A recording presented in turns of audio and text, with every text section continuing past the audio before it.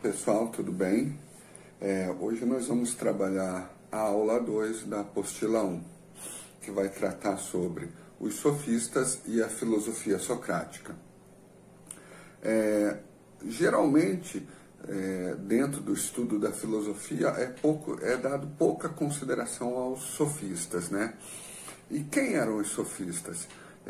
Primeiro que, apesar do que nós conhecemos, que são principalmente as críticas de Sócrates a Platão, direcionadas aos sofistas, nós podemos afirmar que eles sim são filósofos, que eles sim produziam conhecimento. Então, os sofistas, eles eram pensadores que nós podemos considerar como uma espécie de professores da época, né, que tinham o papel de ser preceptores de jovens, de ensinar os jovens. E o porquê disso? Até porque, por causa da posição social que os sofistas tinham, eles necessitavam de dinheiro para se manter. Daí que eles cobravam pelo que eles faziam. E por eles cobrarem, isso vai ser criticado de forma veemente por Sócrates e Platão. Outro ponto que o Sócrates e o Platão vão criticar sobre os sofistas é que eles trabalhavam muito mais a retórica, que é a arte do discurso, do que propriamente conduzir os indivíduos a buscar uma verdade, que é o grande objetivo ali da filosofia socrática. Então, os sofistas, eles cobravam para ensinar as pessoas a discursar, para ensinar as pessoas a convencer os outros sobre algo, né? E aí nós temos uma diferença de que uma coisa é tentar mostrar a verdade, outra coisa é convencer as pessoas de que aquilo é verdade, né? Então, os sofistas trabalhavam na chave da retórica, conduzindo as pessoas a aprenderem a discursar. Nós temos aí alguns sofistas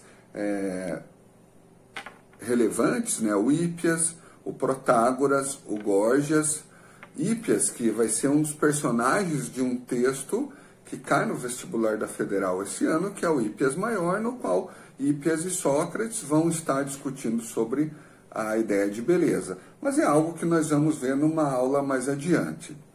Pois bem, já a filosofia socrática, que nós vemos de uma forma mais detalhada durante todo o ensino médio, ela parte de um problema que o Sócrates identifica nas ruas de Atenas, que é a qual as pessoas falavam das coisas, mas na verdade elas não sabiam do que estavam falando. E aí eu puxo novamente para o texto do Hípias, Hípias Maior, que, como eu falei, nós vamos ver adiante de uma maneira mais detalhada. Mas nesse texto, Hípias vai discutir com Sócrates sobre a questão da beleza, né? E aí qual que é o X da questão? Hípias tratava a ideia de beleza como se fosse aquilo que ele julgava belo, ou seja, ele achava que a opinião dele representava a ideia de beleza. E o Sócrates não. O Sócrates queria saber o que é o belo, ou seja, aquela ideia universal, aquela ideia que vai valer para todos, né? Ou como Platão trabalha a ideia da coisa em si. Era isso que o Sócrates queria. E era esse problema que ele identificava nas ruas de Atenas, pessoas falando de coisas que na verdade elas desconheciam. Pois bem, qual que vai ser o objetivo do Sócrates? O objetivo dele vai ser com que as pessoas busquem a verdade. Só que para buscar essa verdade é necessário que elas reconheçam a sua ignorância. A partir do momento que elas reconhecem a sua ignorância, elas vão buscar a verdade. E aí nós temos que fazer um parêntese que a ignorância no processo da filosofia socrática não pode ser vista como simplesmente uma falta de inteligência. A ignorância é o reconhecimento de que você precisa buscar algo. Mas como Sócrates vai fazer com que as pessoas busquem a verdade, com que as pessoas reconheçam a sua ignorância? É através do método socrático. né? O que é o método socrático? É o processo que o Sócrates vai utilizar, é um processo dialógico, né, que nós podemos associar à dialética socrático-platônica, que é um processo de busca pela verdade. Então, o método socrático ele é composto de duas partes, a ironia e a maiêutica. A ironia socrática ela difere um pouco da ironia como nós conhecemos, né? Nós conhecemos a ironia geralmente quando você expressa uma ideia, mas querendo tratar de outra ideia. Um exemplo você faz uma besteira e você vai falar para a pessoa, bonito, não é? Só que não é bonito, você está reprovando aquilo. Então, isso é ironia. Já o Sócrates, ele vai utilizar a ironia de uma outra forma, se fazendo de desentendido, se fazendo de ignorante, para conduzir o seu interlocutor num diálogo. E isso, torno a repetir mais uma vez, nós vamos ver de maneira detalhada quando trabalharmos o texto Hípias Maior.